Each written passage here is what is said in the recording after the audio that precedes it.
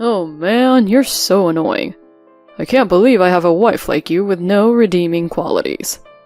Exactly. I wish you had a better wife, Travis. Here we go again. The mindless rantings of my husband, Travis, and my mother-in-law, Mary. Although this happens daily, I never get used to them. Every time they say something, my heart aches and tears well up in my eyes. But even so, I never shed a tear in front of them. If I did, I would get on their nerves even more. Since our marriage, I have endured their bullying. Travis changed his attitude once I got married to him, and Mary has always looked down on me. But all of this will end soon. If I endure any longer, my heart won't be able to take it anymore. Get out of here as soon as possible. I don't need a useless wife like you. The moment Travis and Mary said that to me, I made up my mind. I was going to get revenge on them in the best way I could. My name is Lena Howard, and I am 29 years old. I'm an ordinary housewife living an ordinary happy married life. Not. My hell started 2 years ago. Looking back, it was a mistake to marry my husband. I met my husband Travis 3 years ago, and after dating for a year, we got married. I became a housewife, and at first, we had a wonderful newlywed life, but 2 weeks later, I received a phone call from my mother-in-law, Mary. Lena, I need your help. Oh, Mary, what's going on? I just fell down the stairs and I can't move. What? Are you alright? I'll call an ambulance. No, don't call an ambulance. It's embarrassing. Please, Lena, come to my house right now. Yes, alright. It's a 30-minute drive to my in-laws' house. The housework was still in progress, but now that Mary was in this situation, I had no choice but to rush over. Moreover, my father-in-law, Jack, passed away a few years ago, so Mary currently lives alone. If I didn't come running now, she might end up in a worse situation. So I got out of the house before I could even think about it. When I arrived at my parents-in-law's house, I found Mary crouching down in the doorway with a frown on her face. Mary! Lena, you're late. I'm sorry. I got stuck in traffic, and even with all this, I had to come here as fast as I could. Just lend me your shoulder for now. I think I hit my back. Please, put an ice pack on it. Okay, I'll do it. After that, I put an ice pack on Mary's back despite her complaints. It didn't look like she injured herself badly, but just to be safe, I did as I was told. I stayed at her house and waited for my husband to arrive. Finally, after 8 p.m., my husband arrived. Mom, are you alright? Travis rushed into the living room as if in a hurry. Seeing him, Mary smiled, looking very happy. Oh, Travis, you came. Oh, I'll be fine. When I heard you fell down the stairs, I really panicked. Why didn't you call me earlier? Because you were at work, right? I knew Lena would be free, so that's why I called her. I've had an ice pack on my back, and I called you at night so I wouldn't bother you. If you had told me then, I would have left work early. Well, you really are my sweet son, aren't you, honey? At this point, I felt uncomfortable. Yes, my husband is sweet and kind, but could this comment from Mary be a little too much? It may be bad to say this, but I felt that his concern was somewhat out of line. In other words, he was a mama's boy. However, we had just gotten married at that time, so I could not clearly point this out. 1 month later, on this day, my husband, who had the day off from work, was working hard from morning to clean up our rooms. What are you doing? I casually asked him. What do you mean? I'm preparing for my mom's move. Your mom's move? What? Wait a minute. What are you talking about? Oh, I didn't tell you? Mom is moving here tomorrow. Huh? You're joking, right? You never told me that. But I don't really have to tell you, right? I'm the one paying the rent, and I'm the one providing for you, Lena. Well, that's true, but... My husband hums and happily proceeds to clean up the rooms. Usually, he doesn't clean up the rooms even if I ask him to. I can't believe Mary's moving into our place without my permission. But if I say anything more, I'm afraid it will only lead to an argument. Why do I have to be treated this way, just because I'm a housewife? I questioned Travis repeatedly, but he wouldn't budge, saying, It's already decided. And, You have no right to complain. The next day, Travis was also present during Mary's move. He was supposed to be at work that day, but he took a paid leave to carry and bring Mary's belongings. Of course, I had to help him too, and the whole day was spent helping her move. Lena, I look forward to living with you for many years to come. Mary said that with a bright smile. Of course, I wasn't really happy, but I barely managed a smile. Likewise, Mary. Oh yes, I'll be asking you to take care of the house from now on, Lena. And I'll be spending my time relaxing in this house. Oh, it'd be really great if you could at least help around with the laundry. No, you're in charge of it. Because you are the housewife, right, Lena? But... Just as I was about to retort, my husband glared at me with sharp eyes. His gaze made me stiffen, and I couldn't say anything more back to Mary.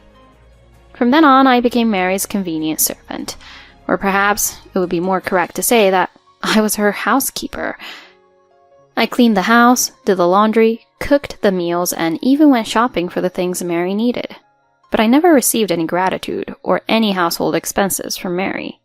She says, I'll give it to you all at once next time. But she has never contributed to our household expenses.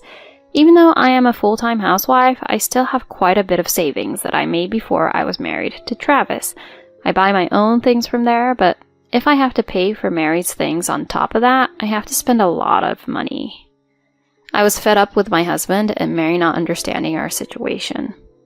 After about 6 months of living like this, I finally decided to consult my husband, as I could no longer stand my savings running out because of Mary. After confirming that Mary had fallen asleep in her room, I went into the bedroom to talk to him. You know, Travis, I want you to tell your mom that I want her to pay me back for some expenses properly. Pay you back? What are you talking about? I told you before, didn't I? Mary asks me to do some shopping for her, but she won't pay for any of it. Oh, you were talking about that, huh? But in a way, you're doing that to take care of her, right? So, why don't you just pay for her? Well, if it's a little amount, that's fine, but if you add it all up, it's almost $5,000. Oh, $5,000 is nothing to you, Lena, right? Because you worked for a very big company until we got married. That's right. After graduating from college, I worked for a financial company that was considered a very prestigious company. My annual salary was much higher than my colleagues, and I was even surprised to receive a lot of bonuses. I no longer had any particular hobbies, but saving money became my hobby, and I saved quite a bit. However, since becoming a full-time housewife, I haven't been able to earn enough money or received any money from my husband as an allowance, which is why my own savings have been running out. Then Mary's shopping bills added up, and my savings dwindled even more. I finally raised my voice at my husband, who did not understand my feelings, no matter how many times I pleaded to him. Why are you always lenient with your mother? You should care a little about me too. Then why don't you do whatever you want? I'll even allow you to work from home. What? Work from home? You can work, but all the housework is yours. Well, that's settled then, right? I won't be providing for you anymore. Wait a minute. I just want to work as long as I can earn enough money for my savings. Huh? Don't say convenient things. I don't want to provide for you anymore. No way. At first I thought it was a joke, but my husband really stopped contributing to the household. I was so upset that I immediately contacted my old boss, who was a good friend of mine. When I explained the situation, he asked me to come back since they also have remote work.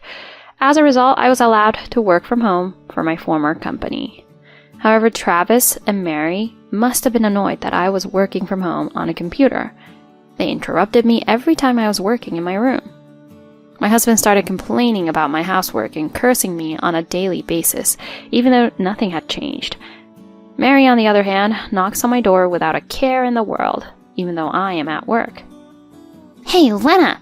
My favorite snacks are out! Are you listening to me? Answer me! You don't have a good job anyway, do you? Do your chores first. Do your chores. My mother-in-law knocked louder and louder and yelled through the door. I had locked the door so they never came into my room, but their words and actions were causing me daily stress. Why don't they understand me anymore, no matter how many times I tell them? I'm doing my work. Plus, I do all the housework, so just leave me alone already. I used to put a portion of what I earned into the couple's shared account as living expenses, but as soon as I started putting money into the account, my husband stopped depositing. So, on holidays, he and my mother-in-law went shopping together, and sometimes he and my mother-in-law went on trips together. I am no longer my husband's wife. I had become a robot who simply assisted my husband and his mother in their daily lives. Even now, 2 years into our marriage, the current situation has not changed. I thought about getting a divorce many times, but there was no way I could tell my parents, who were so happy about our marriage, that I was divorcing them. Thus, I was just living a life of endurance. I started refusing to do the shopping my mother-in-law asked me to do, but this time she started shopping for me online without my permission. I ended up paying for it because it was also purchased by cash on delivery. Mary, it's cash on delivery again today. Pay for it. Again? As you can imagine, it's tough to pay any further. Don't talk big to me when you're just a daughter-in-law. Who do you think gave you permission to get married? That's irrelevant now. Anyway, I'm leaving it to you. If you don't pay, you know what's gonna happen, right? Lately, my mother-in-law has been yelling at me when I talk back to her. It was the same with my husband, and they both began to abuse me without a care in the world. Then one day, my husband was off that day, but I didn't want to face them, so I decided to stay in my room and work. Then deliberately, so that I could hear them, I heard my husband and mother-in-law talking from outside the door. Oh, that's really annoying, being a wife with no redeeming qualities. Yes, indeed. I really, really wish you had a better wife. Here we go again. The mindless rantings of my husband and mother-in-law. Even though it is an everyday occurrence, I never get used to it. Every time they say something, my heart aches and tears well up in my eyes. Even so, I never shed a tear in front of them. If I cry, it only makes me feel even worse. Will I have to live like this for the rest of my life? My chest tightened at the thought. When lunchtime came and I was reluctantly cooking, my husband and mother-in-law started talking again behind my back. Why did I marry such a fool? It's true. Travis would have found a better partner. As soon as I overheard their conversation, I just opened my mouth. If you hate me so much, shall I leave? At these words, my husband and mother-in-law looked surprised for a moment, but then immediately grinned and said, Then get the heck out of here. I don't need a useless daughter-in-law like you. The moment I saw them smirking and laughing like fools, my heart went cold. I had put up with this for so long because I didn't want to make my parents sad, but that was no longer the case. If I held back any longer, my heart would break. At the same time, a great desire for revenge was growing in my heart. I won't let you guys get away with this. I'll make you both suffer like how you made me suffer. The next day, just as my husband and mother-in-law went out, I withdrew all the money in my account and reduced it to 0. After packing up my belongings, I decided to stay at a former coworker's place that I had contacted beforehand. A few hours later, I received a phone call from my husband. Where are you? I said simply to him as he yelled at me. Who cares, right? I won't be back for about a year anyway. Huh? A year? You gotta be kidding me. What about living expenses? Since I'm gone, why don't you pay for my mother-in-law's portion? Oh, by the way, I've withdrawn all the money from our account. Huh? My money was in there too. You haven't put any money in there since I started working, right? I'll take the $3,000 you deposited as your mother's shopping money. Well, it's not enough at all. Oh, calm down. I'm in trouble with money right now. I ignore him, hang up the phone, and blocked his number. I told my parents what happened and asked them not to give my husband any information. The next month, I rented an apartment by myself so that my husband would not know where I was. 1 year later, on this day, I took the divorce papers to the apartment where I used to live. I found that the apartment was already vacant and my husband and Mary were no longer living there. I told the concierge about the situation and asked him where they moved to. He told me they were renting an apartment on the outskirts. When I headed to the place he told me about, I found that it was an older building than I had imagined. I rang the intercom and out came my mother-in-law, gaunt and thin. As soon as she saw me, her eyes widened and she screamed. Lena, where have you been all this time? It's been a while. Is Travis here? He's at work. He got fired from his job because of you. I'm just scraping by on a day job now. What? Is that my fault? Yeah, you left, and we had no money and we couldn't eat properly. My son lost the energy to go to work, and he kept missing work and got fired. But that's not my fault, is it? While we were having this conversation, a familiar voice came from behind me, saying, Lena? There stood my husband, who looked nothing like the man he used to be, and who was dressed in filthy clothes. Oh, Lena, you finally came home. I've been waiting for you for a long time. I shook off his hand as he approached me and said coldly, I didn't come home. I just brought the divorce papers. What? Divorce? Are you kidding? I've been waiting for you for a long time. Well, not me. I was wondering what you've been doing for the past year. I heard you were fired from your job. How far do you have to let people down? It's all your fault, isn't it? Because you took all the money. The money in that account is rightfully mine. Or shall I charge you now for the missing money from your mother's shopping spree? Oh, no, that's... Anyway, please come back. I'm not getting a divorce. My husband looked very desperate, and I declared clearly, I'm not coming back, and I'm not going to help you. Do you have any idea what it was like living with you people? Don't just talk nicely to me without apologizing at all. Lena! I will never forgive you. I hope you regret what you have done and suffer for the rest of your lives. I'm telling you, if you don't agree to the divorce, we'll go to court. I will do whatever it takes to get a divorce, so be prepared. Perhaps the last line had an effect. My husband turned blue and signed the divorce papers. I took the filled out divorce papers and left the place in high spirits. I found out later, but it seems that my husband had borrowed money to take my mother-in-law on trips to try to get her to like him. I guess he thought that with the money I was making, repayment would not be a problem. However, after I left, he had no way to repay the debt, and he became so mentally distressed that he began to miss work without permission, and eventually was fired from his job. His mother was pretty upset that they could no longer live the way they used to, and took out her anger on Travis on a daily basis. They truly are foolish.